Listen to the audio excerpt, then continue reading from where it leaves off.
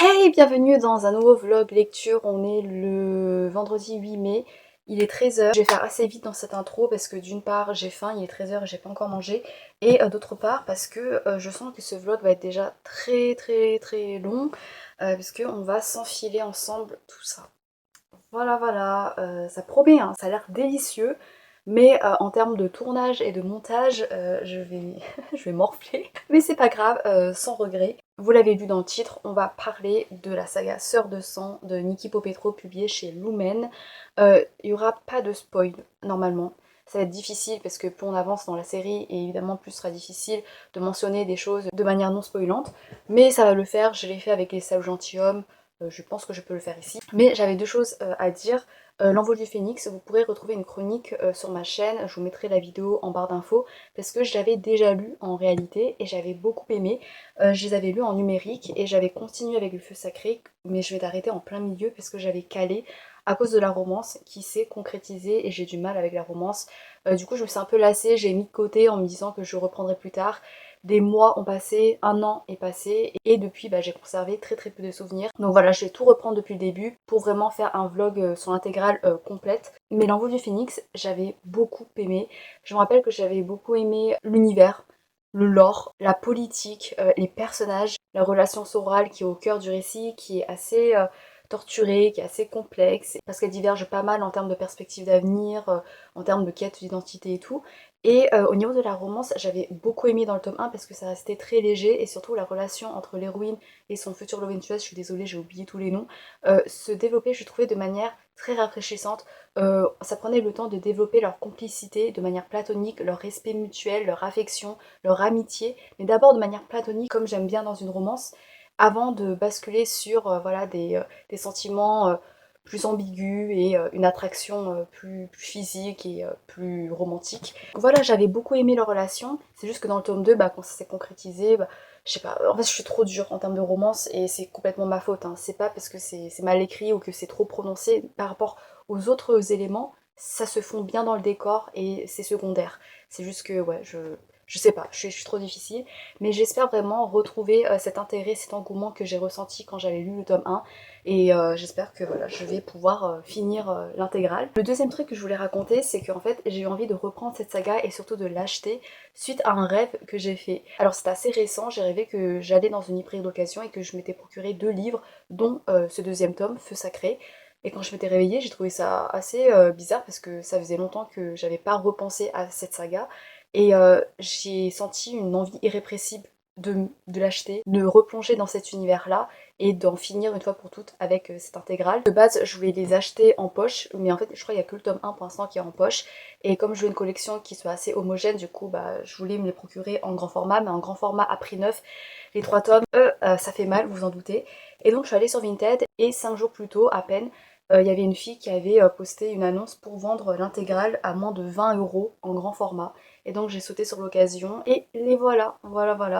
Je trouve que c'est un peu un signe du destin, comme si le destin était venu me chercher dans mes rêves pour me dire qu'il y avait cette occasion en or pour acheter cette saga en occasion comme je l'ai fait dans mon rêve. Enfin je trouve ça ouf en fait, ce parallèle, le fait que pile à ce moment-là, quasiment, sur Vinted, il y a une fille qui met tout l'intégrale pour un prix aussi bas.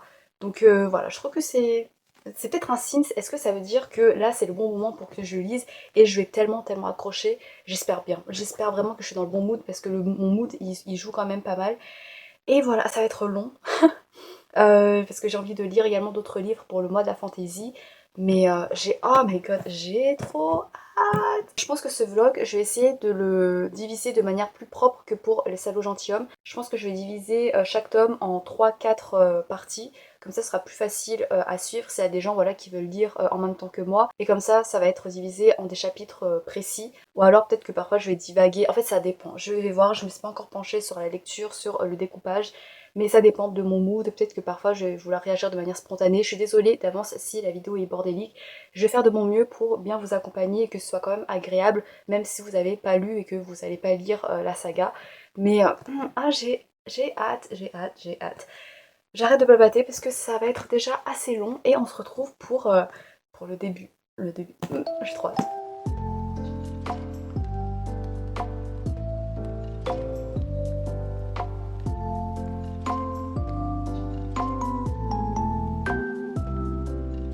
Je vous retrouve, on est le mardi 12 mai et j'ai enfin pu entamer le tome 1, l'envol du phénix.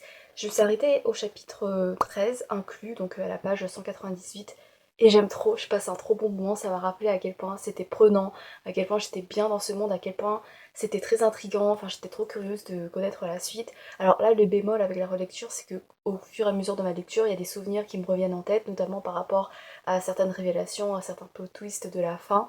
Donc voilà, ça a un peu atténué la surprise, mais c'est pas grave parce que j'aime trop redécouvrir les personnages. J'avais oublié un peu leur caractère, leur personnalité, alors que j'ai trouvé attachant. Il y a même des personnages que j'avais complètement oubliés. Et donc franchement, ça fait du bien de, de relire parce qu'ils en valent la peine. En gros, on est dans une histoire où il y a des dresseurs de phénix qui sont menacés d'extinction. En tout cas, on pense même qu'il n'y a plus de phénix tellement ils ont été exterminés à cause du pouvoir en place. Et donc les dresseurs de phénix, voilà, c'est un peu comme une légende maintenant, comme un mythe. Et on va suivre deux sœurs au début, Véronica et Val, qui sont les filles, je crois, d'anciens dresseurs, dresseuses de phénix, qui ont été tués pendant la Grande Guerre. Et donc elles sont en fuite, elles se cachent et tout, et elles recherchent également des œufs de phénix, même si c'est très rare, voire c'est impossible à en trouver, mais elles arrivent à en trouver. Et donc peut-être qu'elles vont devenir des dresseuses de phénix, on sait pas trop. D'un autre côté, on sent qu'avec d'autres personnages, il y a une révolte qui est en train de bouillir de manière encore assez discrète, mais elle est là. Donc voilà, ça promet, et puis en arrière-plan, t'as toute une mythologie, tout un, ouais, un développement en contexte historique qui a l'air assez dense. J'ai plus aucun souvenir, mais ça a l'air cool. Alors au niveau de la politique, je trouve que c'est super intéressant parce que t'as plusieurs profils, t'as plusieurs réactions par rapport à l'oppression des dresseurs de phoenix et également des animages. En fait, les animages, c'est plus répandu que les dresseurs de phoenix. Sont des gens qui ont une connexion, qui peuvent développer voilà, une communication avec les animaux. Également, ils sont persécutés, ils sont réduits en esclavage. Et donc on sent qu'il y a des gens qui ont essayé de se révolter, qui essaient de lutter, et d'autres qui préfèrent fuir tellement ils en ont marre de la guerre. Donc il y a une variété de profils qui je trouve assez humaine. Par exemple, on a Val et Véronica qui, elles essayent de résister, de lutter, de trouver un moyen de lutter en devenant dresseuse de phénix. On a Sève qui est un autre narrateur qui lui il essaie de faire profil bas, qui lui c'est un animage mais il cache son héritage parce que bah, sinon il va être persécuté. Il s'est engagé dans l'armée pour se fondre dans la masse en tant que soldat et donc pour faire profil bas parce qu'il a vu à quel point la guerre pouvait être destructrice, pouvait lui arracher des proches, pouvait faire souffrir et du coup il trouve que ça en vaut pas la peine d'essayer de lutter contre le pouvoir dominant. On a Tristan qui lui c'est le fils du commandant d'une classe, d'une élite secrète des dresseurs de phénix qui tente de réunir les forces avant de passer à l'offensive. En fait avec tout ce truc autour des phénix, avec le fait qu'ils vont revenir petit à petit et du coup t'es en train de patienter avec eux, même de t'impatienter parce que t'as envie voilà, de renverser le pouvoir avec eux, je trouve que ça permet vraiment de nous impliquer dans l'histoire, t'as envie de participer à la révolte, au combat, enfin pour l'instant c'est encore sobre, voilà, ils essaient de rester patients et ils essaient de faire des petites choses à leur échelle, ceux qui résistent. Et du coup, je trouve que c'est hypant parce que t'es en mode ah, j'ai trop hâte de voir voilà, comment ça va évoluer. Au niveau des personnages, je trouve qu'ils sont très attachants. Par rapport à Véronica et Val, on a donc une relation sororale au cœur du récit, mais c'est très compliqué. En fait, c'est une relation qui est abusive, qui est toxique, parce que d'un côté, on a Véronica qui est une jeune fille qui est tellement pure, qui est remplie d'idéaux, qui veut vraiment bien faire. Et en fait, elle déborde d'une douceur. Son but dans le fait de devenir dresseuse de phénix, c'est de pouvoir cultiver la mémoire de ses proches, de pouvoir en être digne et de pouvoir se battre à sa façon contre le pouvoir oppressif. Tandis que Val, sa grande sœur, elle, tu sens qu'elle va être dresseuse de phénix plus par fierté, par ego, par ambition du pouvoir. Par rapport à sa sœur qui a un esprit assez ouvert, Val, elle a une vision très étriquée des choses. Il faut vraiment que ça aille dans son sens. Elle pense que elle est la meilleure en tout. Et c'est elle qui assure leur survie en prenant des décisions assez drastiques, assez extrêmes. T'as l'impression qu'elle n'a pas de limite morale. C'est une relation sororale qui est toxique parce que Véronica, elle est soumise à Val. Val, elle va asseoir son emprise psychologique sur sa petite sœur en l'isolant pour faire en sorte que Véronica ne dépende que d'elle. Et donc ça en dit déjà long sur leur rapport aux autres parce que Véronica, pour elle, les liens notamment qu'elle développe avec les animaux, parce que, ah oui, les deux sœurs, elles sont animages, Véronica, elle, quand elle développe des liens avec les animaux, elle les considère comme sur un pied d'égalité. Elle veut tisser un lien harmonieux avec eux. Mais Val, en fait, elle considère ce pouvoir comme un moyen d'asseoir son autorité. Il faut forcément que dans une relation, ce soit elle qui domine l'autre. Val, c'est quelqu'un qui a l'air très froide, qui est dépeinte comme insensible, sans état d'âme. Mais je me dis peut-être que c'est genre une expression plus pragmatique de ses sentiments, le fait qu'elle sait que Elle doit garder son sang-froid, qu'elle n'a pas le temps de s'apitoyer sur son sort si elle veut permettre à sa sœur et elle de survivre. Et du coup, elle paraît froide, mais parfois, ouais, elle prend des décisions, enfin, elle fait des trucs horribles. Hein. Mais du coup, il y a une part de moi qui a envie de creuser dans cette violence et de me dire peut-être que cette violence-là, c'est un moyen de protéger, de cacher sa vulnérabilité, le fait qu'elle a souffert. Et c'est une manière de réagir à ce monde qui est hostile envers elle. Et le fait qu'elle soit aussi toxique, dominante avec Véronica, peut-être c'est une manière tordue de montrer son amour, le fait qu'elle s'inquiète pour elle. Enfin, et ça se peut, elle c'est juste une bad bitch. D'un côté, je trouverais ça un peu dommage parce que ça réduirait un peu sa complexité, son potentiel de complexité. Et d'un autre côté, j'aime bien ce genre de personnage féminin. En vrai, ce serait fun de la suivre parce que je sais pas jusqu'où elle va aller. Enfin, vraiment, rien que dans la première partie là que j'ai lue, j'étais en mode, mais elle est horrible avec Véronica. Donc, je sens qu'il y a un potentiel pour que ce soit une relation entre sœurs, mais hyper bien nuancée, hyper riche. C'est ça qui interpelle aussi, c'est que la saga s'appelle Sœur de sang. Et en fait, Véronica, quand elle développe un lien avec un phénix, elle nomme son phénix comme sa sœur de feu.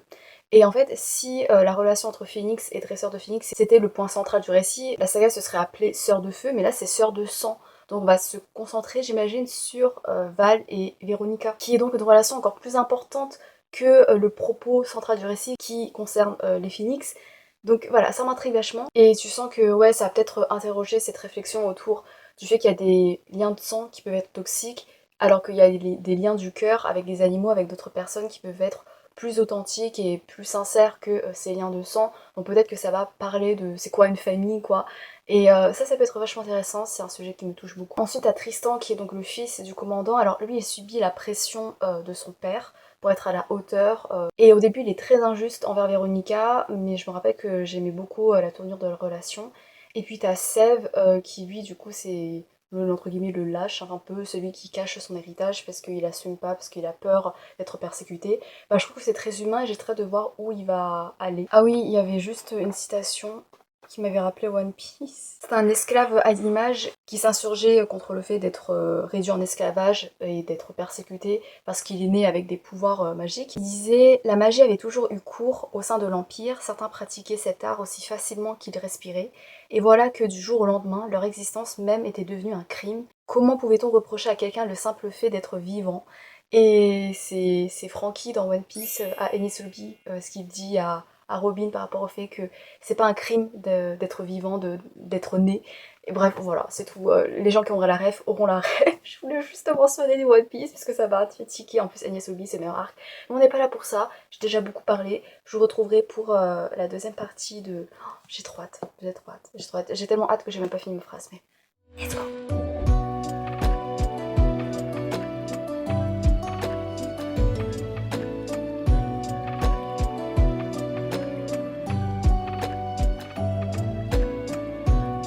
Je retrouve, on est le lendemain, le mercredi 13 mai, et j'ai pu lire la deuxième partie de L'Envol du Phénix jusqu'au chapitre 26 inclus, donc jusqu'à la page 399. Et franchement, j'ai géré en termes de découpage, parce que là, sur la deuxième partie, ça se finit sur un cliffhanger. Voilà, et donc j'espère qu'il y a des gens qui, en parallèle de leur lecture de ce tome, suivent également un peu ce vlog. Comme ça, voilà, c'est comme si on lisait ensemble. C'est parti. Je vais l'intituler la partie de Véronica et Tristan. Parce qu'il y a clairement, principalement des scènes entre eux deux, au niveau de l'évolution de leur relation qui passe d'un enemies to friends, avec déjà des soupçons de romance. Et franchement, ils me font fondre. J'aime trop. Alors, c'est niais parfois, mais j'accroche parce que c'est tout tendre, c'est tout mignon, c'est tout frais. Je trouve que ça se voit que c'est des gamins. Ils ont des réactions parfois un peu puériles, enfin, notamment Tristan qui a un ego assez conséquent et du coup parfois elle a du mal un peu à gérer ses réactions, ça peut être assez gamin et tout.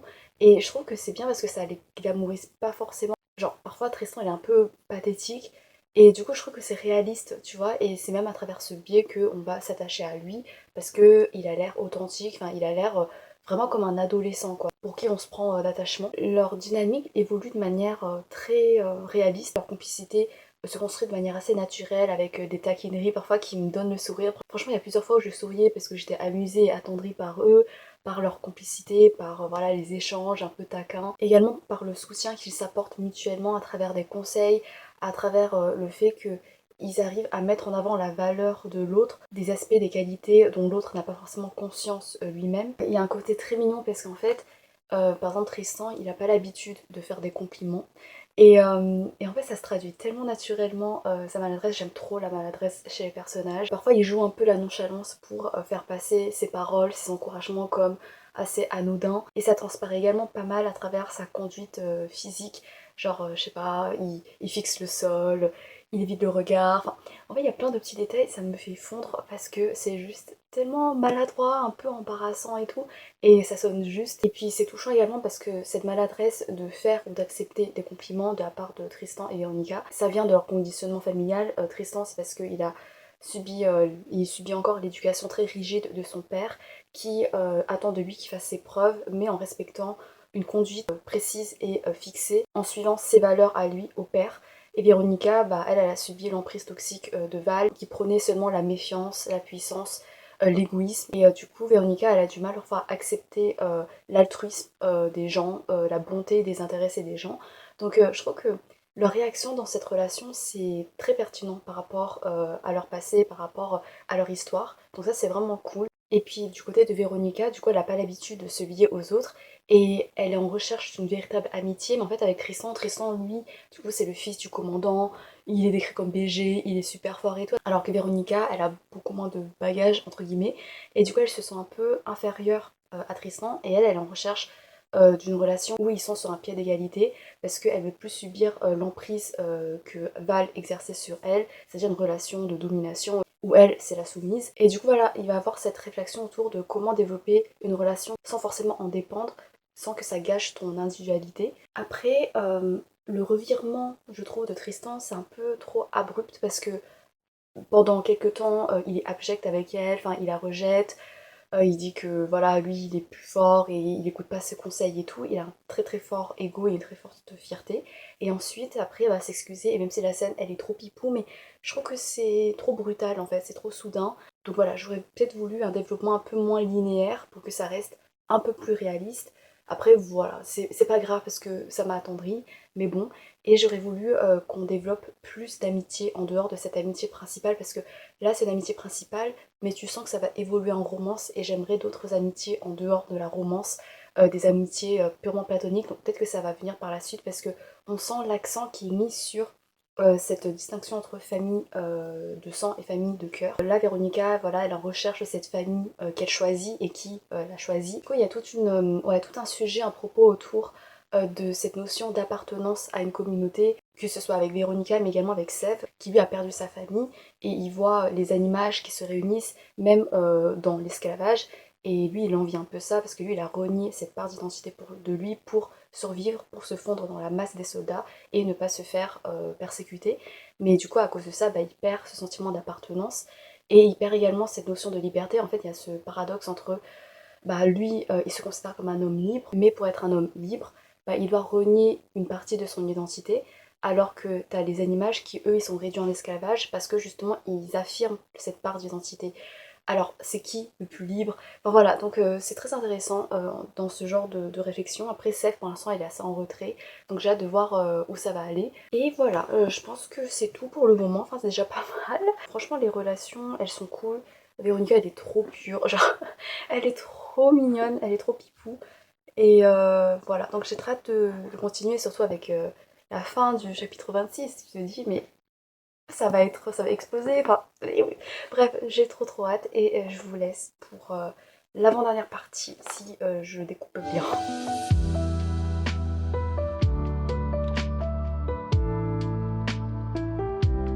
Jeudi 14 mai et on se retrouve pour la troisième et avant-dernière partie du tome 1.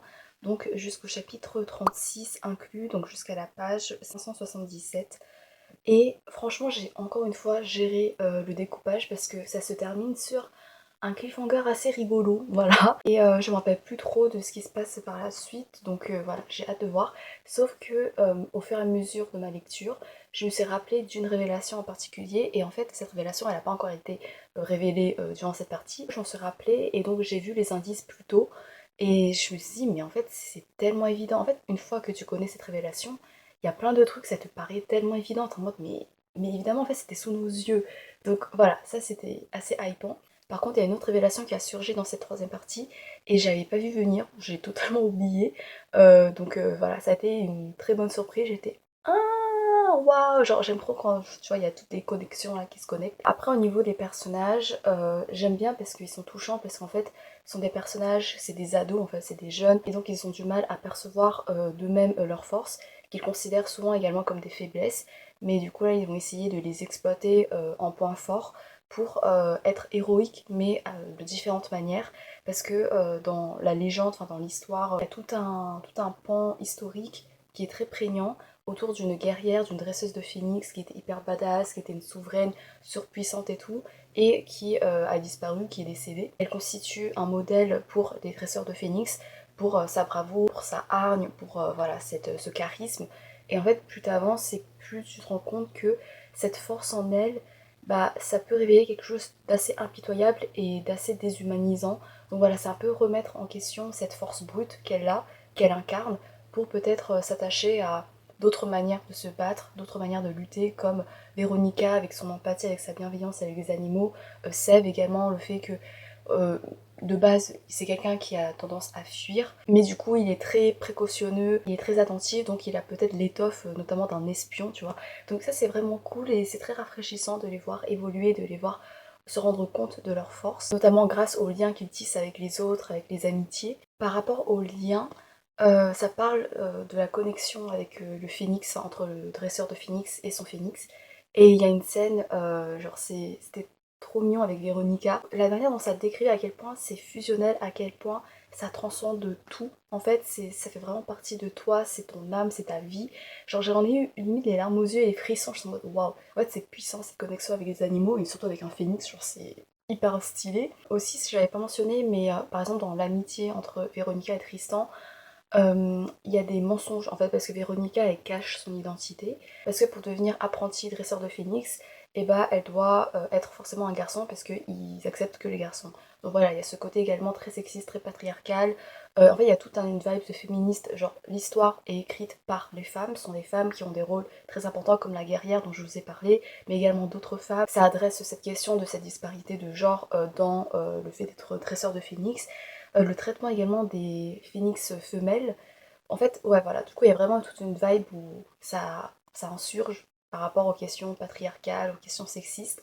Et qu'est-ce que je voulais dire? Oui, du coup, Véronica, elle cache son identité, elle se fait passer pour un garçon, mais du coup, Tristan la considère comme un garçon. Du coup, elle, bah, elle s'en veut de mentir sur son identité, sachant que Tristan, lui, s'est beaucoup confié sur ses peurs, sur voilà, ses faiblesses, entre guillemets. Voilà, c'est une relation déséquilibrée. Et donc il y a toute une tension qui se crée autour de cette dynamique. Il y a une nouvelle romance qui commence un peu à s'étoffer. Je suis pas fan du tout, je trouve que c'est très précipité. En fait, on passe d'un enemies to presque lovers directement, il n'y a pas vraiment cette transition amicale qui se construit progressivement comme ça a été le cas pour Véronica et Tristan. Après, c'est une romance gay, donc bah bon, pour la représentation c'est cool, mais si c'est aussi précipité, je sais pas, je sais même pas si c'est nécessaire ou quoi pour l'instant. Bon, bref, ça reste en arrière-plan, c'est pas encore vraiment concrétisé. Je voudrais revenir sur un truc, genre Val. Val, en fait, tu sais pas à quoi t'attendre avec elle, tu sais pas comment interpréter son personnage, parce que il y a des moments où t'as l'impression qu'elle laisse transparaître ses émotions, son amour pour Véronica, sa sœur, et tu sais pas si c'est sincère ou si c'est un jeu de manipulation parce qu'elle est super forte. Moi j'ai envie de lui accorder le bénéfice du doute, mais en même temps, parfois tu te dis, putain, elle est tellement manipulatrice, elle est horrible. Genre, juste un moment, sans spoiler, il y a un moment assez dramatique, il y a un gros drama voilà, qui se passe devant elle, et sa réaction c'est une lueur de démence dans les yeux. Elle semblait exaltée, enthousiaste même. Genre, c'est le chaos. Val, elle incarne le chaos et j'aime trop. En fait, tu sens que elle va créer des problèmes, elle est inarrêtable, elle est, euh, elle est insaisissable. Tu sais pas à quoi t'attendre avec elle. Enfin, du coup, j'aime trop son personnage. À chaque fois qu'elle apparaît, ça crée un drama, ou presque. Il y a aussi un truc qui me laisse assez dubitatif. En gros, les dresseurs de phénix sont cachés dans un endroit qui est éloigné, parce qu'ils sont menacés d'extinction. Je trouve que c'est hyper facile de s'y rendre. Il y a, enfin, je sais pas. Il y a plein de scènes où tu te dis, bah en fait, pourquoi ils sont encore là alors que l'armée aurait pu les trouver il y a depuis longtemps. Il y a juste ça qui me laisse assez sceptique. Et après là, le dernier gros morceau là, ça va être sur la bataille finale. Et je me rappelle que j'avais beaucoup aimé et que j'étais à fond dedans. J'ai écouté des musiques de SNK pour être à fond. J'ai très hâte de me replonger dedans parce que j'ai plus trop de souvenirs. Et on se retrouve pour la partie finale. Je pense que pour les tomes 2 et 3, le découpage sera moins régulier parce que du coup ce sera la suite, du coup je pourrais être moins expansive dessus sans risquer de spoiler. Mais j'ai très hâte aussi, j'ai très hâte de découvrir les pans de l'histoire qui me sont inconnus jusqu'ici parce que je me suis arrêtée au milieu du tome 2. Donc j'ai hâte d'avancer.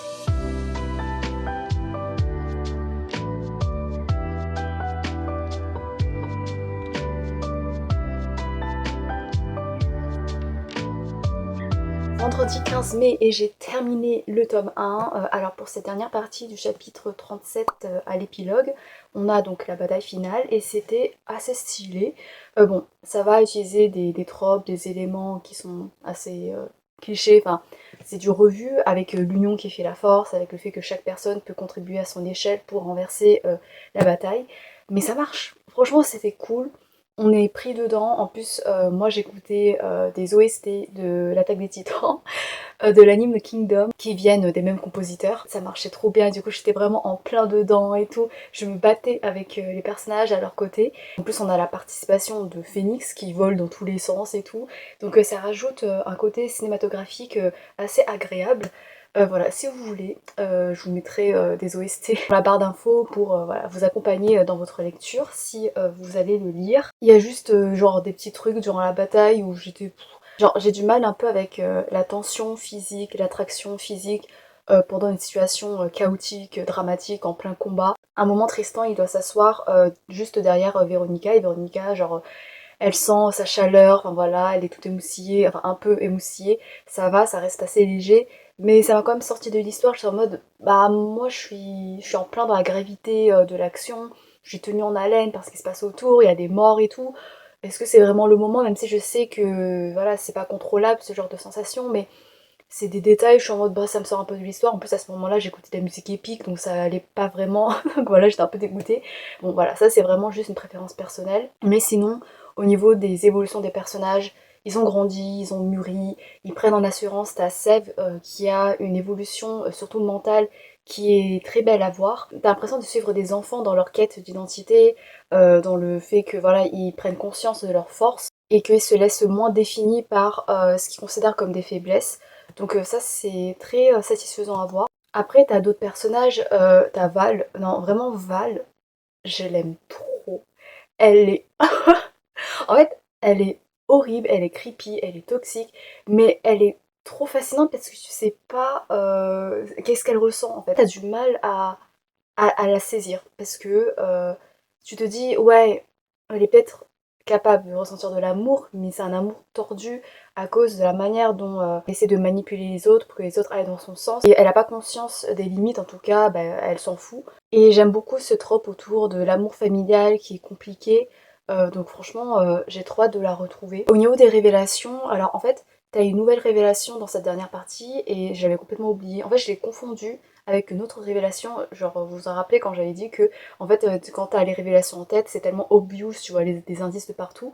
J'avais raison pour une révélation, mais pour une autre, je me suis complètement gourée. C'était pas ce genre de révélation, c'était une autre révélation. Et du coup, j'étais en mode, ah, mais ok, d'accord. Donc, bilan général de cette relecture du tome 1, bah c'était trop cool. Ça m'a rappelé à quel point j'avais passé un super moment lors de ma première lecture et pour quelles raisons. Déjà, bah t'as cet environnement académique. J'aime trop les histoires qui se passent à l'académie où les gens ils doivent étudier, s'entraîner et tout. T'avais vraiment ça, t'avais Véronica, bon elle était un peu à l'écart parce que du coup elle pouvait pas vraiment s'exercer du fait de sa condition et du fait que les gens la prenaient pas vraiment au sérieux. Mais c'était quand même assez cool, t'as une esquisse des futurs complots politiques, ça reste assez léger, mais ça titille déjà la curiosité. T'as des personnages qui sont très attachants, qui évoluent comme j'ai dit, qui prennent en assurance, qui s'affirment de plus en plus. T'as des relations qui sont mignonnes ou qui sont torturées. T'as Val, cette queen, cette queen, j'aime trop, à chaque fois qu'elle apparaît, elle est... J'aime trop, voilà. Et t'as aussi ce propos autour de l'histoire avec un grand H, plus on découvre, plus on creuse dans cette histoire mythique autour de la grande guerrière dresseuse de phénix, plus ça va se nuancer et plus ça va révéler un peu différentes manières de combattre, ça va interroger cette façon de faire la guerre, et plus ça va se nuancer. Franchement, le gros plus de ma relecture, je pense que c'est mon attachement à Val, parce que je crois qu'au cours de ma première lecture, j'étais moins fascinée, en fait j'étais intriguée par Val, mais je restais quand même distante, alors que là, je suis vraiment captive de l'intérêt qu'il peut y avoir autour d'elle. Pour mes attentes concernant le tome 2, Feu Sacré, j'espère que les combats seront tout aussi stylés à la fin. Enfin, parce que là, vraiment, j'ai bien accroché à la manière dont c'est écrit, donc là, j'espère que ça va me tenir autant en haleine avec des petits rebondissements bien shonenesque. Franchement, il y a des petits rebondissements, t'es en mode, waouh, entre guillemets, c'est cliché, mais franchement, ça fonctionne toujours. En plus, là, avec le bonus des Phoenix, c'était incroyable. Et j'espère que je vais pas caler au niveau de la romance, parce que, bah, je vous le rappelle, c'était ça mon problème avec la saga. Là, il y avait des petits moments où, voilà, il y avait un peu de tension et tout, et j'aimais bien. C'est juste que c'était pas compensé avec d'autres amitiés plus platoniques. Et je sais plus, dans le tome 2, t'as de nouvelles amitiés qui restent platoniques et qui vont rester tout aussi fortes. En fait, t'as un accent qui est fortement mis sur ouais, je me sens comme chez moi, c'est mon foyer, c'est la famille que j'ai choisie et tout, mais c'est pas approfondi. Genre Tristan, lui, il a plein d'autres camarades, mais il reste coltiné à Véronica, ce qui est compréhensible parce que Véronica l'accepte comme il est, le voit pas seulement comme le fils du commandant, mais le voit dans sa vulnérabilité, etc. Mais j'aimerais bien qu'il développe ça avec d'autres personnes, quoi. Tu vois, et pareil pour Véronica. Genre, après, elle développe une autre amitié avec une fille qui est trop trop mignonne, mais c'est pas assez développé pour moi pour l'instant. Genre, ça te dit tout le temps, oui, c'est mon foyer, oui, c'est la famille que j'ai choisie, mais c'est, je sens pas encore. Il y a un truc qui me manque, donc j'espère vraiment que là, ça va être développé et approfondi et plus pertinente. Donc voilà. J'ai hâte, je sais plus où je me suis arrêtée. Mais je vais pas le lire tout de suite, je vais faire une pause parce que j'ai peur de faire une overdose si j'enchaîne les pavés à la suite. Je vais lire un autre livre pour un autre vlog spécial moi de la fantasy. Et ensuite j'y retournerai. Voilà. On se retrouve bientôt. Enfin pour vous tout de suite, mais pour moi bientôt.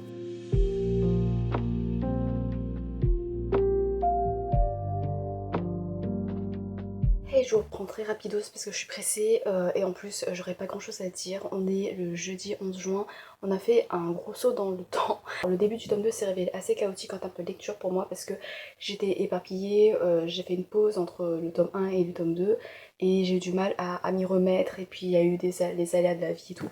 Bref, mais je vous retrouve quand même pour vous parler du chapitre 1 au 19. Donc je me suis arrêtée à la page 265. Alors en fait du coup j'ai un peu les souvenirs brouillés parce que je l'ai lu de manière très irrégulière et j'ai pas tout en tête. Et en plus faut pas que je vous spoil. Mais en gros j'aime beaucoup les sentiments toxiques de Val envers sa sœur Véronica. En fait c'est pas que j'aime bien mais je trouve que c'est plutôt original et j'ai hâte de voir où ça va nous mener et à chaque fois elle me fait gasp, elle m'horrifie et j'aime bien ce genre de personnage féminin assez creepy. Voilà. Après, ce qui est un peu moins drôle, ce sont les réactions traumatiques de Véronica. Parce que Véronica, dans son comportement, elle garde un peu ce genre de mécanisme de protection parce que elle a été tellement maltraitée, que ce soit physiquement ou psychiquement par Val. En fait, on sent à quel point l'autrice, elle aime vraiment ses personnages. Je sais pas comment dire, mais on s'attarde beaucoup sur leurs états d'âme, sur leurs relations, sur des choses qui font pas forcément avancer le récit, mais qui font évoluer leur mental, leur psychologie. Et du coup, parfois le rythme, il est assez lent, mais ça ne me dérange pas parce que je me suis quand même attachée au personnage.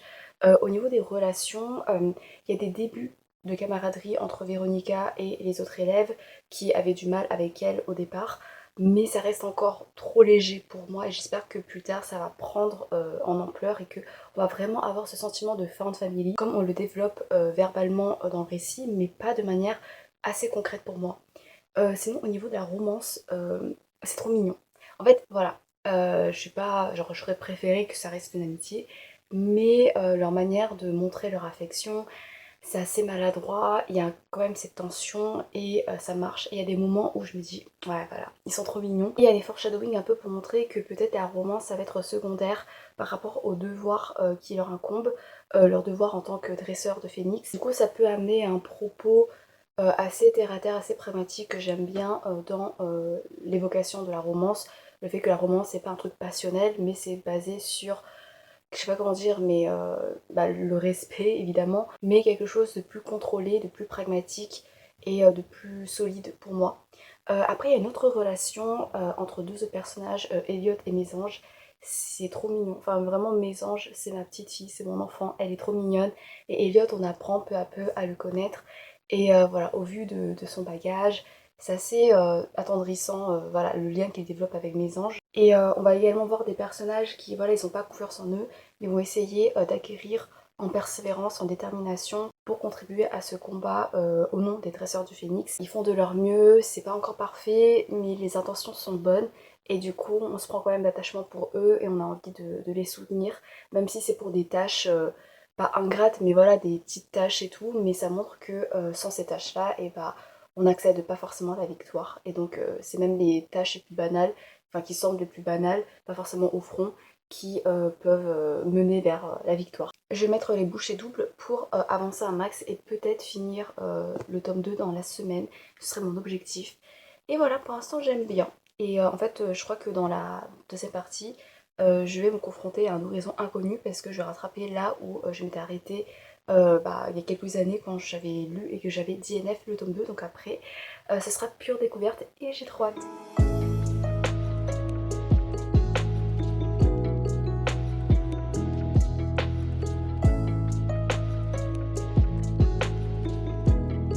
Samedi 13 juin, je vais passer assez rapidos parce que je viens de rentrer du boulot et je suis exténuée. Je me suis arrêtée pour cette deuxième partie du tome 2 au chapitre 35 inclus, donc à la page 515. Petite anecdote, j'ai noyé mon bouquin.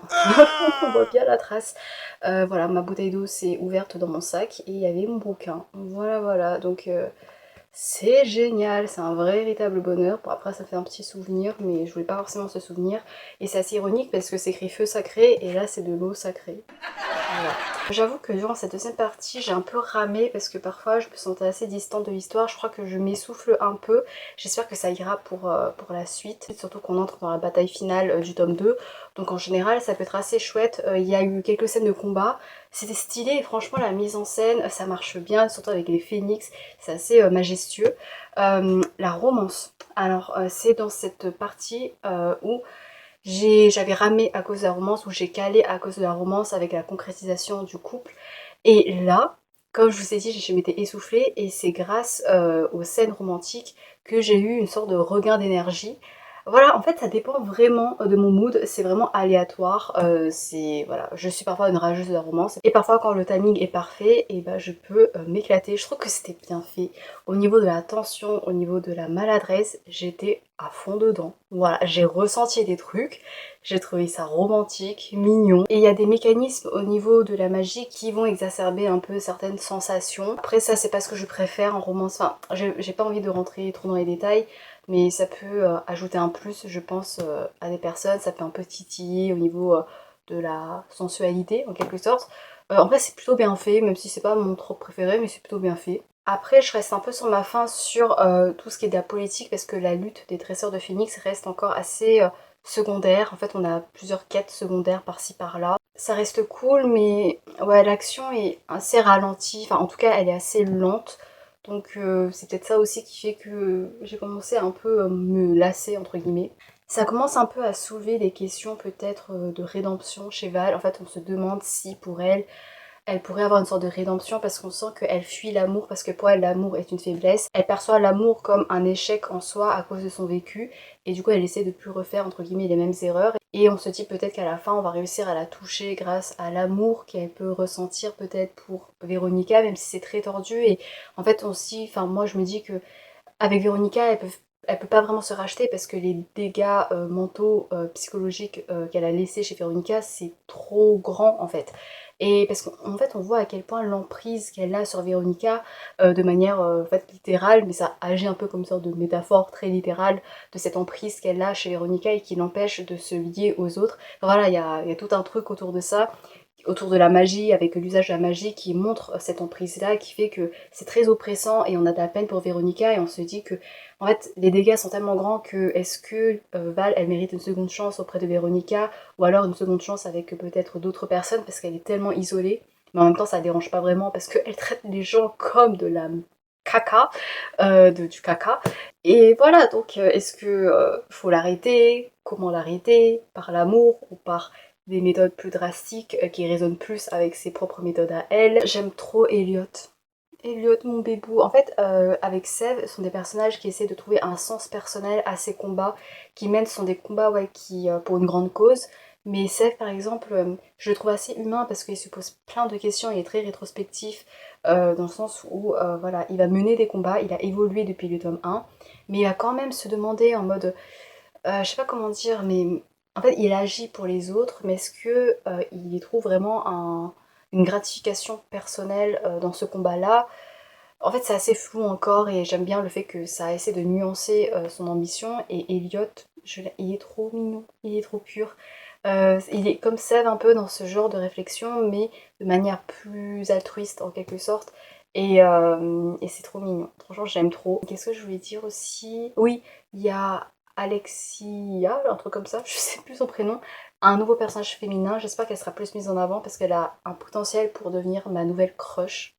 Voilà, il y a une scène trop badass. Voilà, voilà. Elle semble avoir une relation assez conflictuelle avec Val, peut-être. Donc ça promet. Ça promet. Et qu'est-ce que je voulais dire? Oui, par contre, encore une fois, au niveau de la fin de Family, je reste sur ma fin. Et ça reste en surface, en fait. En fait, il n'y a pas d'amitié. En fait, il y a de fortes relations, mais sont que des romances. Enfin, il y a une forte relation bah, du coup sororale, mais c'est très angsty et c'est pas vraiment de l'amour. Mais après, il y a une relation, ouais, Elliot et Mésange, mais en dehors de ça, bah, c'est vraiment focus Véronica et Tristan, et j'aurais voulu qu'ils développent d'autres amitiés, tu vois.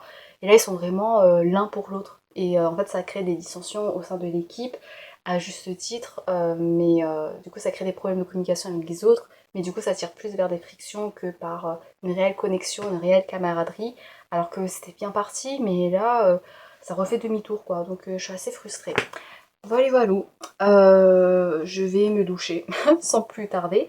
Et on se retrouve pour le dernier morceau de ce tome 2. Voilà, voilà.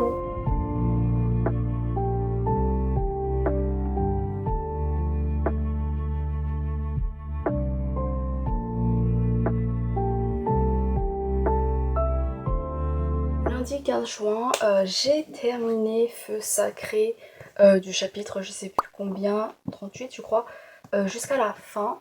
Voilà, alors pour cette partie, on se concentre beaucoup sur Véronica et Val. Ça va remuer ouais, enfin, toutes les nuances un peu de leur relation, de leurs sentiments vis-à-vis les unes des autres, de la part de Val. C'est très compliqué. On la voit dans toute sa laideur en quelque sorte. On voit un peu les limites de son amour. Et en même temps, on se dit peut-être que Véronica, ça constitue son unique point faible, parce que Véronica, elle renvoie à un passé de Val qui est encore assez tragique, peut-être pour elle qui hante Val. Et c'est tout un travail autour du deuil aussi. C'est un deuil au niveau de ce que Val a perdu par le passé, par rapport à sa position, à son pouvoir, au pouvoir qu'elle pourrait avoir, mais également un deuil plus humain. Et du coup, ça montre plusieurs facettes d'elle, une facette plus autoritaire, plus impitoyable, plus ambitieuse, et une facette plus vulnérable, plus solitaire. Je reste assez vague, voilà, parce que bon, c'est dur d'en parler sans vraiment spoiler. Puis t'as Véronica qui, elle, elle est déchirée parce que il y a une part d'elle qui a du ressentiment pour Val, à juste titre, après tout ce que Val lui a fait subir.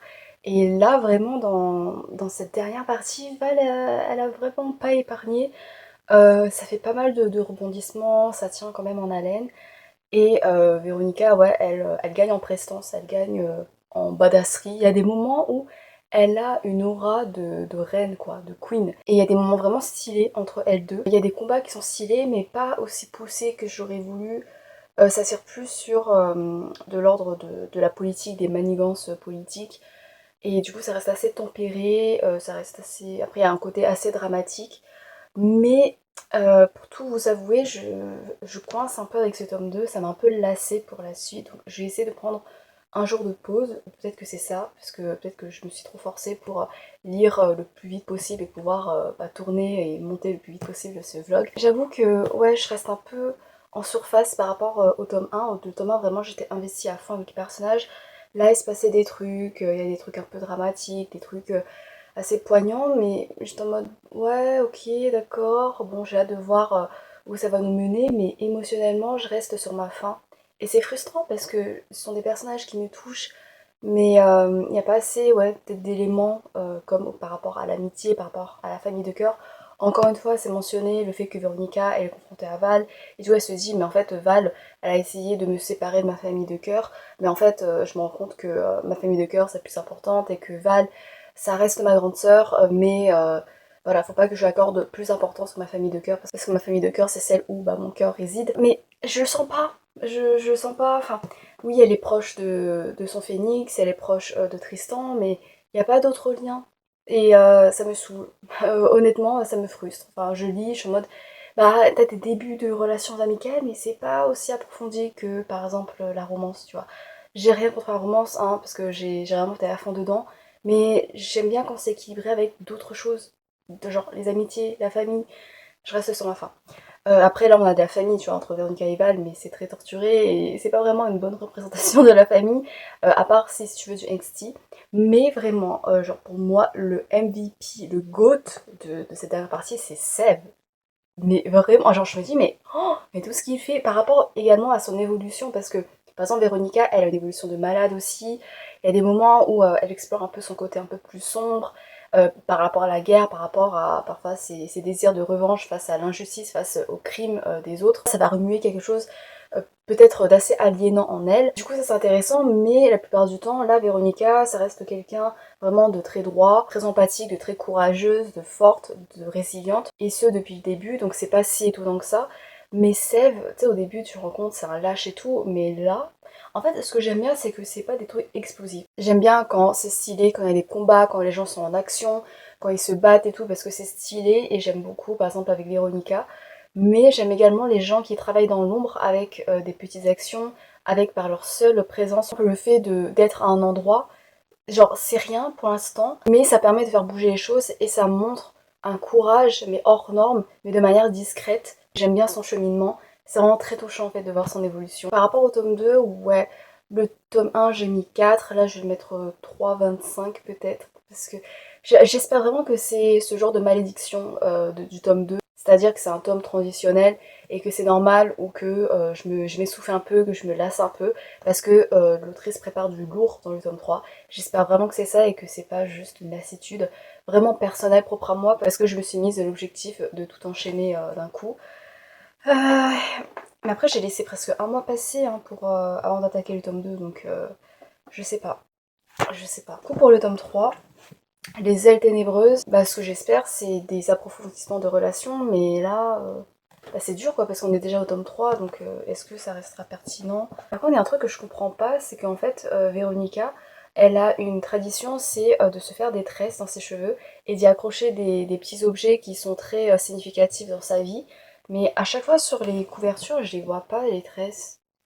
Voilà, du coup j'arrive pas trop à me les représenter, je sais pas à quel point ça peut être lourd dans sa chevelure. Ah ok, ok. En fait, avec la fin du tome 2, je comprends un peu mieux la couverture. Bon bah comme pour le tome 2, je vais diviser en 3 parties.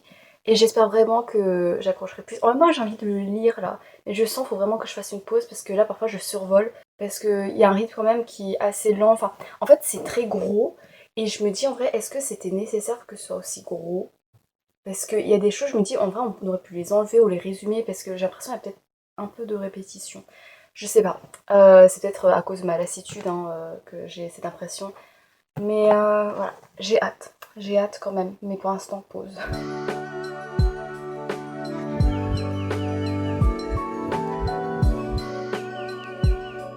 On est le lundi 22 juin et je déteste d'avance cette journée. C'est le début de mes règles et je le sens dans mes tripes. J'ai mal. Et après j'ai 2 heures de conduite et je me débrouille comme une merde. Du coup je me débrouille pas du tout. Je me projette en me disant que j'aurais été tellement plus dans mon élément si au lieu d'apprendre à conduire une voiture, j'aurais appris à conduire des phénix. Quoique non, parce qu'avec la chaleur des phénix, quoique apparemment on n'est pas trop dérangé par la chaleur de notre phénix, mais quand même par les autres. Comment ils font d'ailleurs Comment ils font pour supporter la chaleur? C'est insupportable parce que là du coup en plus c'est la canicule. C'est horrible. Et en plus aujourd'hui c'est le dernier épisode de l'atelier des sorciers. C'est dramatique, c'est tragique cette journée. Voilà, donc je suis en PLS, mais ça va parce que ça a illuminé un peu ma matinée. Je me suis arrêtée à la page 272, donc au chapitre 26. J'aime bien, en fait au début du tome, je m'étais mise en pause parce que je sentais que je me forçais un peu trop. Et là j'ai pris quelques jours de répit et là je reviens en force dans ce tome.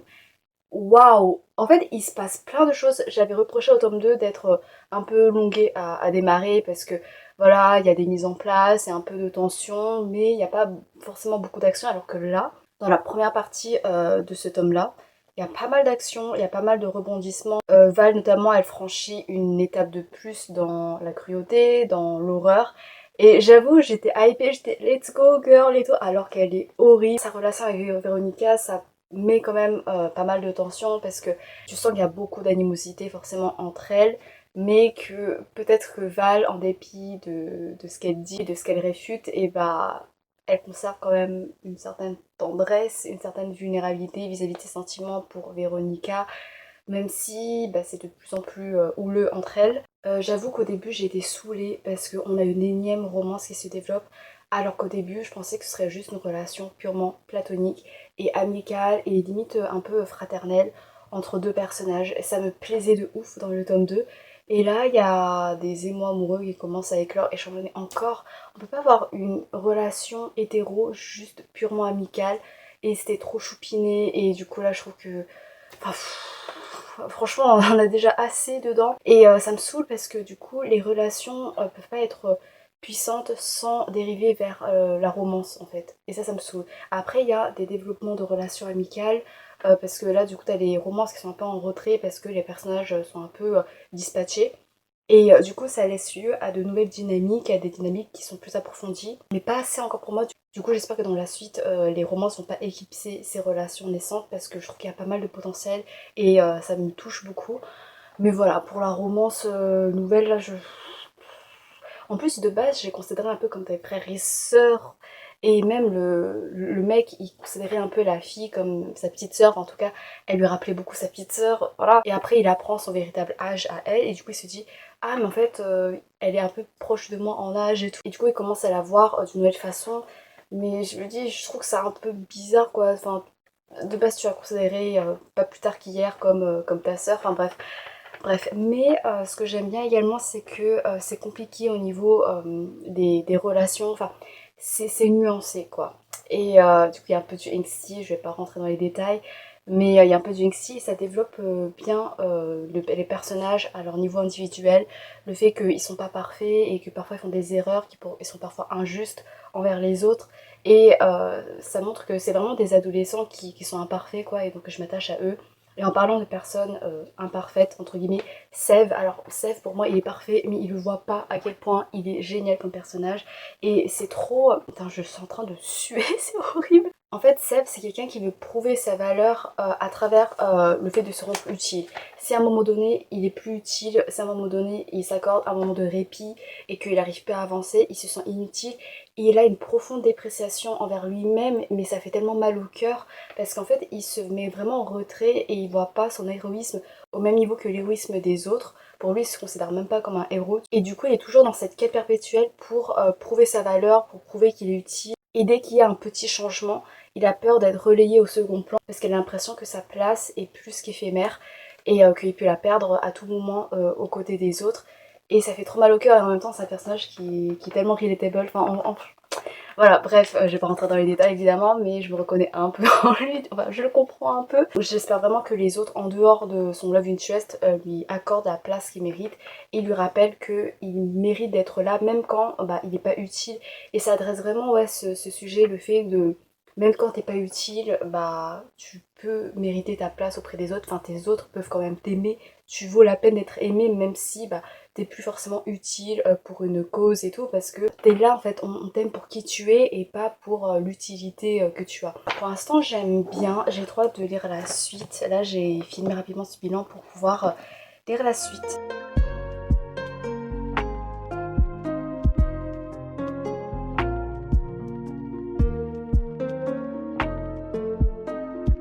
j'en peux plus de la chaleur. Hey, on est le lendemain, le mardi 23 juin, et je vous retrouve pour la deuxième et avant-dernière partie de ce vlog. Cette deuxième partie, je suis arrêtée à la page 504, et donc au chapitre 42 inclus. Alors que dire? En fait, je me rends compte que je parle pas trop genre de tout ce qu'il y a autour de la politique, de l'univers. J'en parlais un peu au début, et là... bah, j'en parle un peu moins, je me concentre vraiment sur les personnages, sur leur développement, sur les relations, parce qu'en fait je lis surtout pour ça, parce que quand je suis attachée aux personnages, bah, j'accorde plus d'importance à leur quête personnelle plutôt qu'à tous ces enjeux, même si c'est très intéressant, mais c'est pas ce qui me fait le plus vibrer, tu vois. Et j'avoue que j'ai pas grand chose à dire. T'as Val qui fout le chaos, ça j'aime bien. Après, bah, je suis un peu investie quand même, tu vois, par la discrimination des dresseurs de phénix, des animages et tout. Mais moi, je suis pas investie à fond, quoi. Mais j'ai quand même des petites choses à dire par rapport aux personnages. Alors, j'ai l'impression de me répéter. À chaque fois, je dis j'aimerais bien que les relations amicales, familiales soient autant développées que la romance. C'est pas le cas. Il y a plein d'occasions pour qu'on développe des affinités amicales. Voilà, il commence à développer des connexions, mais c'est jamais assez bien mis en avant pour moi. C'est jamais assez pertinent. Voilà, ça nous délivre un peu des petits trucs comme ça, des petits détails, mais c'est pas assez. Et en fait, on se concentre beaucoup sur les relations principales, on les développe beaucoup, et on met tout dedans. Et j'avoue que c'est pas que ça me saoule, c'est peut-être un gros mot parce que j'aime bien les personnages, j'aime bien leurs relations, j'aime bien les romances quand même, parce que c'est mignon. Je suis un peu prise dans l'attention, mais je reste sur ma faim.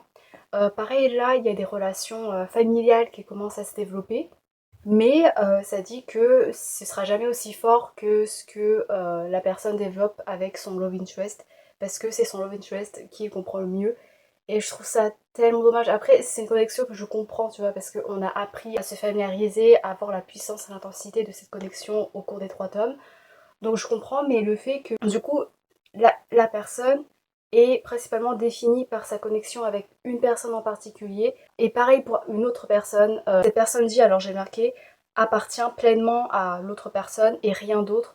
En mode, je suis définie par le lien qui m'unit à cette personne et j'ai pas besoin d'autre chose. Et pour moi, je traduis ça un peu comme une appartenance à une zone de confort et t'as peur en fait de sortir de ça parce que t'as peur de te perdre, parce qu'en fait tu veux te rattacher à ce lien avec cette personne qui te connaît. Du coup, t'as pas vraiment forcément le courage d'aller explorer peut-être d'autres liens. Je dis pas qu'il faut avoir 1 milliard d'amis, mais tout concentrer sur une seule personne, c'est dangereux quoi. Ça tire vers de la dépendance affective. Le fait de te cantonner ouais, à ce seul lien, à ce seul refuge, tu lis peut-être ta valeur seulement à travers ce lien-là. Et par exemple par rapport à ce personnage, bon voilà, c'est Seth, voilà, parce qu'en fait j'en parle depuis le début, mais voilà, comme ça on reste un peu dans la cohérence et j'espère que c'est pas vraiment un spoil, mais en fait dès le début tu vois que c'est un lien qui est quand même assez important, qui va se développer entre les deux. Seth, ouais, lui, j'ai l'impression qu'il est très dépendant de son love interest. Et en fait, c'est très dommage pour lui parce que Seth, comme j'ai dit depuis le début, c'est un personnage qui remet beaucoup en question sa place auprès des autres, mais c'est aussi parce qu'il remet en question beaucoup sa place dans le monde, où est sa place, qu'est-ce qu'il vaut, à quelle communauté il appartient, et du coup, bah, il sait pas comment il pourrait appartenir à une communauté, comment il pourrait se faire une place auprès des autres, et j'ai l'impression qu'il se cantonne juste bah, à sa place auprès du Love Interest et se dit, ouais, bon, voilà, c'est là ma place, je vais me contenter de ça, c'est ça qui me rend heureux, mais il va pas forcément aller chercher d'autres choses, d'autres éléments de réponse, et je trouve que c'est vraiment dommage parce que ça le restreint dans sa quête d'identité, dans sa quête de valeur, d'estime de soi. Donc je trouve ça assez amer, j'espère que par la suite il va quand même un peu prendre son indépendance entre guillemets, et surtout qu'il a pas forcément eu l'occasion par exemple de développer, d'avoir des discussions chill avec les autres. Genre avec Véronica, avec Tristan. Et avec eux, c'est surtout autour du devoir. Forcément, si Seth parle qu'avec eux de devoir, de responsabilité, des missions et tout, bah ça donne pas l'occasion aux autres de s'attacher à lui par ses traits de personnalité et montrer que les gens l'apprécient en dehors des missions, en dehors de comment il peut être utile, et peut l'apprécier pour ce qu'il est et pas pour bah, ce qu'il peut faire quoi. Il n'y a pas ce genre de discussion et c'est ça qui me frustre et c'est ça que je trouve ça trop dommage parce que comme il y a ce manque de relations amicales, en tout cas de manque de développement, et bah ça enlève pas mal de potentiel au niveau des développements personnels en fait. Je sais pas si vous voyez où je veux en venir. Et en plus de ce genre de manque d'occasion pour développer des relations amicales, parfois il y a des trucs de jalousie. Genre à un moment t'as Sève et Tristan, genre ils se rapprochent, enfin ils se rapprochent, je sais plus, Tristan genre le prend dans ses bras et tout, tu vois, pour le remercier, enfin je veux dire, ils sont trop mignons, mais c'est pas un développé. Et à côté t'as Cade qui est donc le love interest de Sève, qui les regarde méchamment et tout, t'es en mode merde. Et c'est bon quoi. La jalousie c'est pas un trope qui me dérange parce que je trouve que c'est humain, il faut pas que ce soit poussé quoi, tu vois. Et là c'est pas ça va, c'est pas poussé, c'est juste que déjà de base il y a un manque de ce genre de développement, d'approfondissement. Et en plus il faut que ça dérange des love interest insecure, tu vois. Et ça me saoule. J'avoue j'étais un peu négative sur cette partie, mais je suis en manque. Je suis en manque parce que je me disais dans ce roman on va développer. En fait si on développe quand même, il y a quand même des relations, mais pour moi c'est pas assez.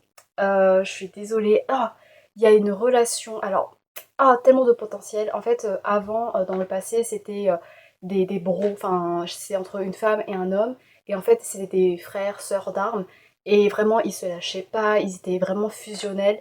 Et je me disais, waouh, enfin, genre ce genre de relation, ce genre d'âme sœur humaine en quelque sorte, c'est tellement beau et c'est rare et tout. Parce que là, à chaque fois qu'il y a genre un rapprochement entre un personnage féminin et un personnage masculin, genre ça tombe en romance et ça me saoule. Et là du coup je me disais c'est trop bien, sauf que là ils sont dans deux camps différents, mais il y a encore de l'affection entre eux. Du coup ça rend le truc hyper angsty, et donc je guette les moments entre deux, mais il y en a très peu, c'est très très très secondaire, et du coup ça me frustre, mais voilà, au moins il y a ce genre de petite relation, mais je reste sur ma faim, je reste sur ma faim. C'est encore plus frustrant parce que c'est des gros tomes, c'est une grosse saga. Et j'ai l'impression que parfois on tourne en rond, parce qu'on se concentre surtout sur les mêmes relations, et ça va charrier un peu les mêmes tourments, les mêmes remises en question, alors que ça aurait pu laisser la place à d'autres développements de personnages. Voilà, il y a des personnages secondaires qui ont l'air très attachants, mais ça reste superficiel pour moi. Donc voilà. Sinon pour la dernière partie de cette saga, j'ai hâte de voir la dernière confrontation entre Val et Véronica. J'espère que ça va être un peu émouvant quand même. J'arrête de blablater parce qu'il faut absolument que j'allume le ventilo. Je suis en train de mourir. Et on se retrouve pour la dernière partie.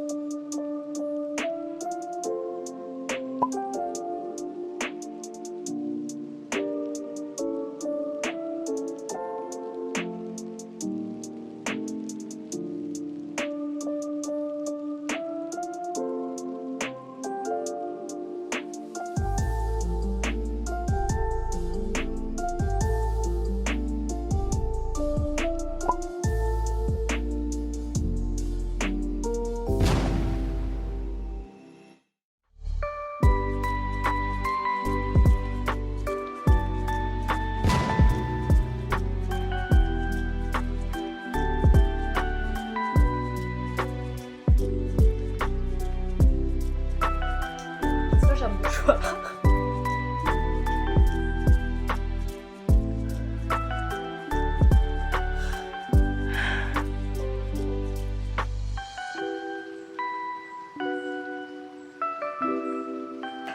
Oh, j'ai une tête pathétique. J'ai une tête absolument pitoyable. Je bois un peu.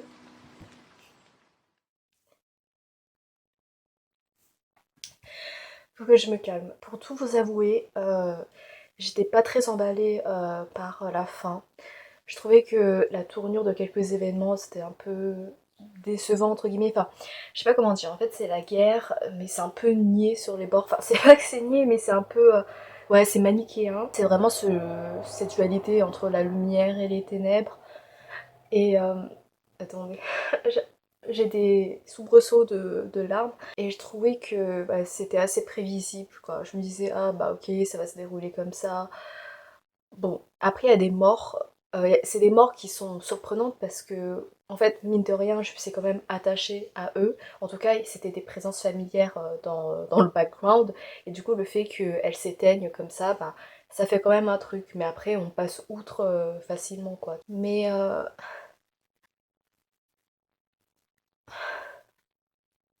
oh mon dieu.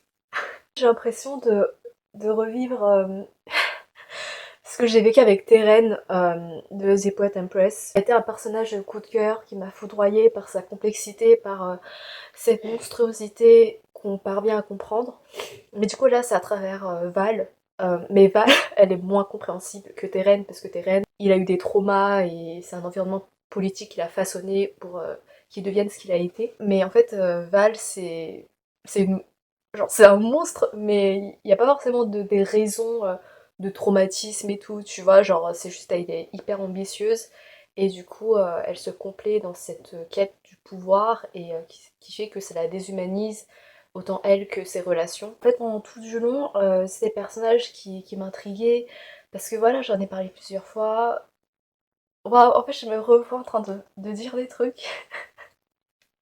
Bref, je vais pas spoiler évidemment, hein, mais ça résonne de manière assez amusante un peu. Voilà, le fait que Val c'est un personnage qui est vraiment foncièrement mauvaise, enfin qui est vraiment centrée sur elle-même, sur ses ambitions, qui laisse pas de place pour les liens, contrairement à Véronica, sa sœur, qui elle multiplie les liens et c'est ça qui fait sa force. Tout se cristallise ici dans la bataille finale.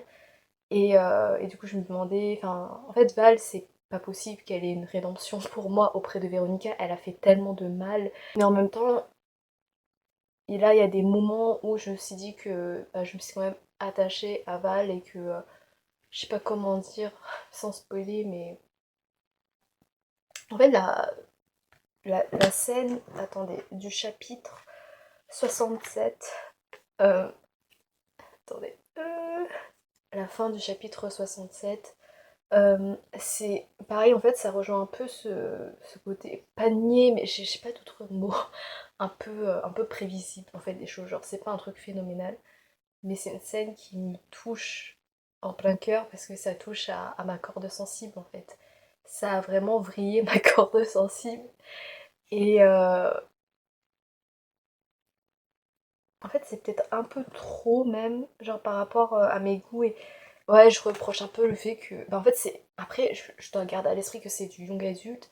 Mais j'ai quand même lu des young adultes où c'était un peu moins, entre guillemets, un peu moins simple en termes de bataille finale. Du coup, je suis un peu déçue. Mais bon, pour cette scène, je vais être plus indulgente parce que je me rends compte à quel point je suis pas attachée à Val, mais à quel point en fait elle a fait un peu la force de ce récit, parce qu'au final t'as des personnages où voilà en fait ils sont bons et c'est très manichéen, tu vois, alors que Val elle incarne un peu cette touche de complexité et ce charme qui est propre à cet univers, cette relation sororale qui est tellement torturée, où il y a beaucoup de haine, il y a beaucoup de ressentiment, il y a beaucoup de toxicité, mais tu peux pas t'empêcher d'essayer de gratter pour voir s'il y a de l'amour, de puiser dans cette source-là. Même si ça sonne un peu cliché, un peu facile, mais tu peux pas t'en empêcher de t'accrocher à ça. Et la dernière scène du chapitre 67, en fait, ce que je reprochais également au développement à certaines scènes, c'est que ça en dit trop par rapport aux sentiments, et du coup, c'est ouais, c'est trop sentimental en fait. C'est ça le mot plutôt.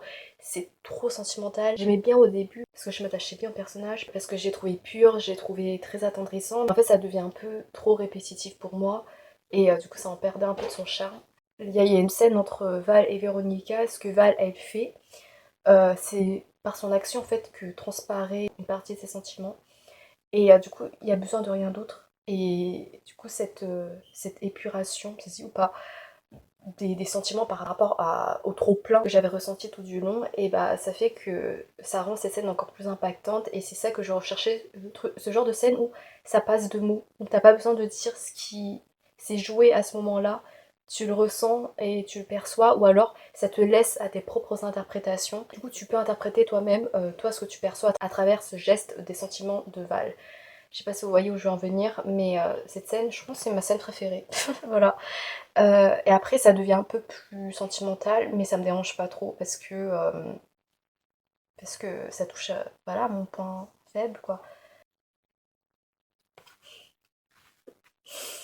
Euh, Après je vais devoir partir, du coup je vais finir rapidos le tome pour pouvoir repartir, mais je vais partir au boulot en repensant à ça et en pleurant. Oh mon dieu.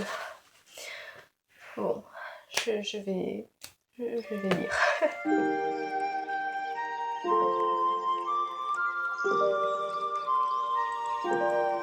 Pourquoi j'ai une coupe de carême? J'ai terminé. Excusez-moi. J'ai mis le ventilo pour ne pas mourir, en plus de mourir émotionnellement. J'ai terminé, je vous reprendrai pour faire un bilan plus posé. À la fin, c'est un peu... Bah non, je vais pas spoiler en fait. Ouais, c'est un peu too much pour moi. Mais après, bon, ça fait du bien au cœur. Il y a des choses, pour moi, c'est trop tardif. J'aurais voulu que ce soit plus développé et approfondi avant. C'est des choses pour lesquelles j'ai milité depuis le début de cette vidéo. Et après, bah, c'est un peu dans l'épilogue, mais c'est vraiment survolé quoi, en mode c'est dit narrativement. J'aime beaucoup la dernière phrase. Voilà, ça résonne avec Véronica et Val. Je reprendrai avec une tête un peu moins bouffi. Voilà, voilà.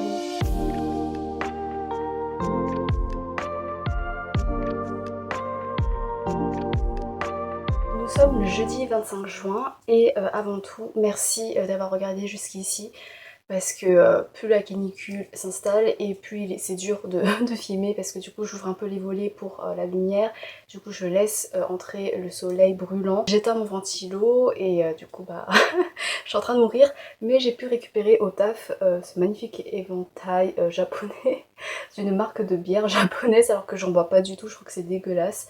La bière en général, pas juste la bière japonaise. Donc c'est pour ça que je vous remercie de regarder jusqu'ici parce qu'au moins mes efforts ne seront pas vains. Fin de Sœurs de sang de Nikki Petro. Donc je vais pas trop revenir sur mon bilan de la dernière partie. Je pense que mes sentiments ont été vivement exprimés dans sa plus grande spontanéité avec non vraiment en fait j'ai commencé à monter, je suis en mode mais est-ce que je vais laisser tout ça quand je suis en train de pleurer et tout, c'est pathétique, on dirait que je viens de perdre un proche quoi. C'est pas vraiment un deuil à faire mais c'est au niveau ouais des sentiments, au niveau de tout ce qu'on a vécu quoi aussi un peu. Mais surtout au niveau de certaines scènes qui m'ont prise au dépourvu. Au bilan général, pour conclure ce vlog, je vais essayer de pas trop tarder parce que d'une part je suis en train de mourir de chaud quand même, et d'autre part parce que je pense que cette vidéo est déjà interminable. Au niveau du contexte historique, c'est vrai que j'en ai pas vraiment beaucoup parlé, très dense, il y a pas mal de détails, il y a pas mal d'anecdotes entre deux chapitres, et ça peut être assez intéressant mais j'avoue que j'y skip la plupart du temps. Parce que je sais pas, j'ai la flemme, parce que je dois avancer un max pour tourner ce vlog. Je me dis, ah bah c'est des trucs complémentaires, secondaires, donc c'est pas si important que ça. Après, parfois il y a des lettres, et ça c'est important, enfin c'est assez intéressant de s'y attarder, parce que ça ajoute de la complexité à certains personnages. En début, je lisais certains trucs au niveau du contexte historique, parce que ça parlait de personnages qui m'intriguaient comme Avalkira et Feronia. Et après, on s'attache à d'autres personnages, je sais pas, je les trouve moins intéressants. Mais après, il y a des lettres qui sont échangées et ça rajoute une dimension plus profonde et plus humaine à certains personnages. Je trouvais quand même que c'était assez long au niveau de la saga, au niveau ressenti. Alors, est-ce que c'est parce que je les ai quasiment tous enchaînés? Mais je trouvais qu'il y avait pas mal de répétitions au niveau des explications de certains trucs, de certains procédés. Comme si l'autrice avait peur qu'on oublie. Au niveau des personnages, donc je suis quand même attachée à eux, mais j'avoue que là je suis pas bouleversée à l'idée de plus les revoir, tu vois. Genre je suis même pas soulagée, mais je suis en mode ouais, enfin je les laisse, ils sont bien là où ils sont, c'est cool pour eux, enfin pour certains. Et c'est bien, voilà, enfin voilà, ils font leur chemin, je fais mon chemin, au revoir. Les trucs que j'ai beaucoup aimé, les manigances de Val qui tiennent en haleine, qui mettent du drama à l'histoire, au niveau de son ambition, de son amour toxique envers Véronica. Il y a un truc aussi qui est cool, c'est qu'il y a pas mal de personnages féminins. En fait, ce sont des personnages féminins qui ont vraiment, je trouve, un rôle puissant, un rôle qui permet de faire avancer le récit. Après, il y a également des personnages masculins, évidemment, mais par exemple, je trouve que quand on a le choix de développer un personnage secondaire qui pourrait avoir un rôle important ou avoir un rôle touchant, c'est souvent un personnage féminin. Et du coup, ça, je trouve que c'est assez cool. Après, je trouve que de manière générale, le cast reste très manichéen. Au niveau des camps qui se confrontent, il y a des personnages qui ont des arcs de rédemption et tout, qui démontrent un peu plus de complexité, qui ont des sentiments nébuleux. comme la grand-mère de Véronica et Val, et également Val, évidemment. Je trouve que voilà, ça reste une minorité, et dans l'ensemble, ça se sent vraiment vers la fin où c'est vraiment les gentils contre les méchants, quoi. Et que du coup, faut vaincre les méchants, faut vaincre les ténèbres. Et également, ouais, la résolution, la fin, c'est trop rapide. Enfin, ouais, c'est très résumé en fait, et c'est assez facile. C'est très optimiste sur certains points. Par rapport aux relations, je vais y revenir parce que en fait j'en ai beaucoup parlé et il faut que je fasse un point dessus. En fait c'est marrant parce que à un moment Véronica elle le dit explicitement, elle dit que ce sont les liens qui font sa force, mais de manière littérale parce que c'est dans les liens qu'elle peut puiser de la force pour nourrir son pouvoir et le fortifier. Après elle va développer des liens qui vont se baser sur le respect que les gens éprouvent pour elle, sur une certaine confiance, mais c'est pas vraiment de l'ordre de l'émotion, de la vraie amitié. Et du coup, il n'y a pas vraiment de rapprochement véritable au-delà de liens à travers la magie et tout.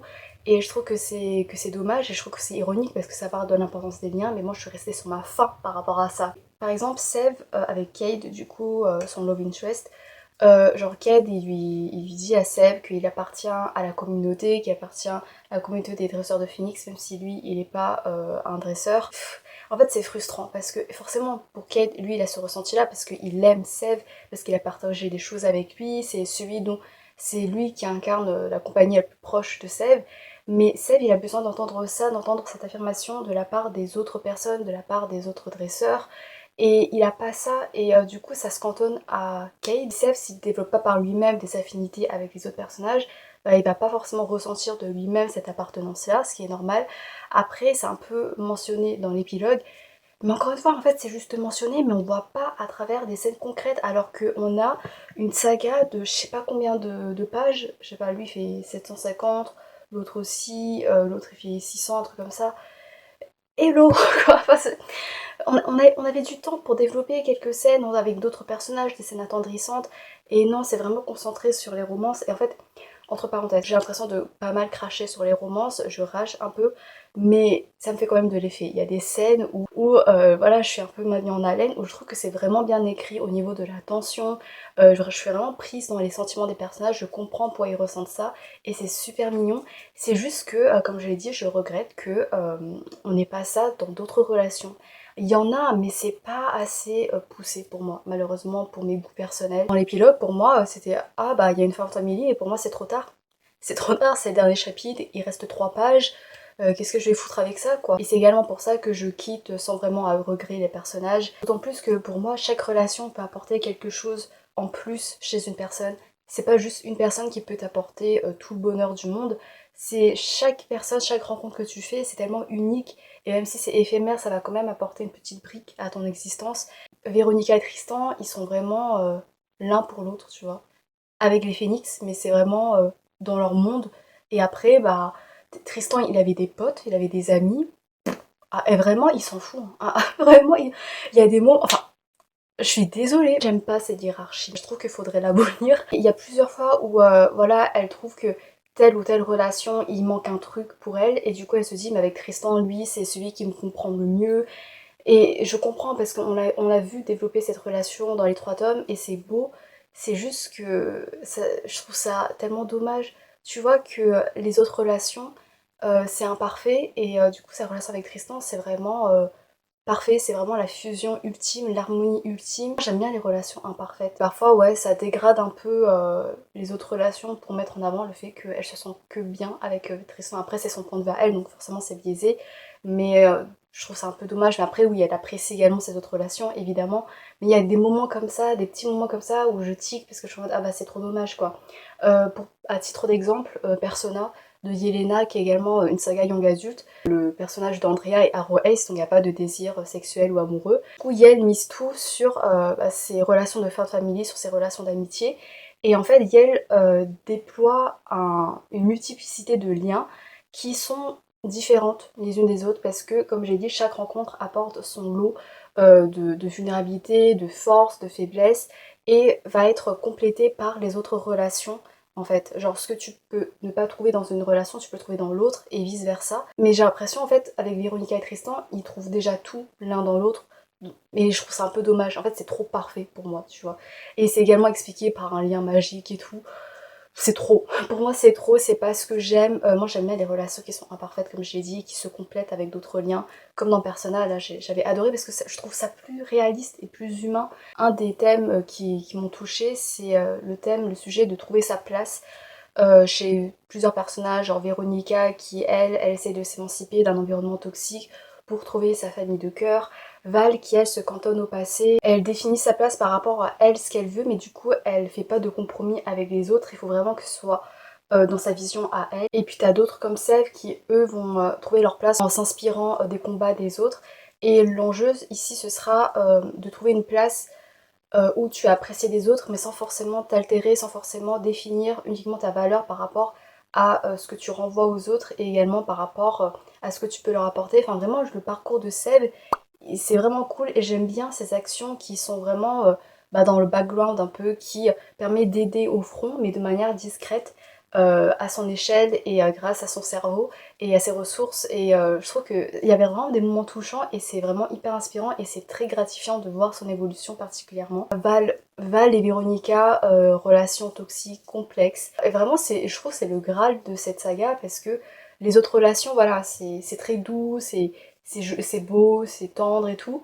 Mais Val et Véronica, bah du coup la saga s'appelle Sœurs de sang, c'est Val et Véronica quoi qui sont au centre du récit, qui dresse également un parallèle avec le passé par rapport à Avalkira et Féronia qui étaient des souveraines en quelque sorte, qui étaient des demi-sœurs et qui étaient super proches mais qui se retrouvent dans deux camps opposés et du coup t'as l'impression que ici l'histoire se répète avec Val et Véronica. Il y a un peu son lot de tragédie, d'amertume, de angsty. Et comme Véronica, tu guettes un peu les étincelles d'humanité en Val, tu te dis est-ce que ça existe ou alors elle est vraiment centrée sur elle-même, est-ce qu'on va pouvoir exploiter un point faible chez elle qui est peut-être son amour pour Véronica. C'était vraiment cool de voir jusqu'où elle était prête à y aller.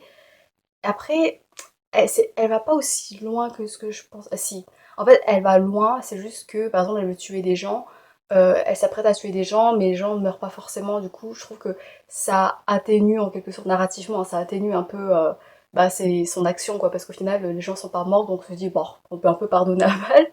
J'ai un peu cette impression là dans la fiction. Et du coup j'avais dit ouais j'ai hâte de voir la dernière confrontation entre Véronica et Val, j'espère que ce sera émouvant. Euh, vous avez ma réaction en 4K, genre oui, c'était émouvant, c'était assez touchant. Grosso modo, j'ai bien aimé, je suis très contente d'avoir lu cette saga. C'est une saga que je vous conseille quand même si j'ai pu dresser des choses qui m'ont manqué. Mais franchement, je trouve que ça va loin par rapport au world building, même si j'en ai pas beaucoup parlé, par rapport aux personnages. C'est vraiment une variété assez rafraîchissante de personnages. Ils ont leurs défauts, c'est ça qui est cool également, c'est qu'il y a des jeunes personnages qui se conduisent comme des adolescents, qui ont des réactions adolescentes. Véronica, je trouve qu'elle prend en maturité peut-être un peu trop vite, un peu trop facilement, c'est peut-être un peu trop beau pour être vrai, tu vois. Bon après c'est badass parce que c'est une queen et tout, mais c'est ça qui est cool également, c'est qu'ils ont des parts de vulnérabilité, parfois ils font pas des choix très glorieux, mais après voilà, ils se repentissent, ils communiquent, et ça c'est beau. Ça fait que c'est assez rafraîchissant. Après moi, mon tome préféré reste le tome 1, parce que franchement, le tome 1, c'était vraiment trop bien, enfin... Je sais pas comment dire, ouais, c'était cette découverte-là avec les phénix, avec découverte des enjeux, des complots et tout. Tome 2, c'était un peu moins fluide, c'était ouais, un peu plus lent. Tu sentais que tu ramais, que ça mettait en place, mais que ouais, c'est assez lourd. Et le tome 3, il y avait plus d'action, ça bougeait un peu plus, il y avait pas mal de rebondissements, mais il y avait un peu des côtés trop sentimentaux pour moi. Mais dans l'ensemble, j'ai passé quand même un bon moment. Donc je vous le conseille. J'ai terminé, j'ai enfin terminé. Merci infiniment d'avoir regardé jusqu'à la fin. N'hésitez pas à me donner votre avis si vous avez lu cette saga ou alors si c'est pas encore fait, est-ce que ça vous donne envie? Est-ce que vous avez des sagas un peu similaires à me conseiller? J'aimerais bien lire Eragon, relire Eragon parce que j'avais adoré Eragon dans mon adolescence. Mais je pense que je vais me refaire une grosse relecture. J'espère vous retrouver pour de nouveau un peu ce genre de vidéo assez longue à tourner mais assez satisfaisante parce que du coup on voit toute une aventure en une vidéo. Merci et à bientôt peut-être, je sais pas, j'espère. Salut!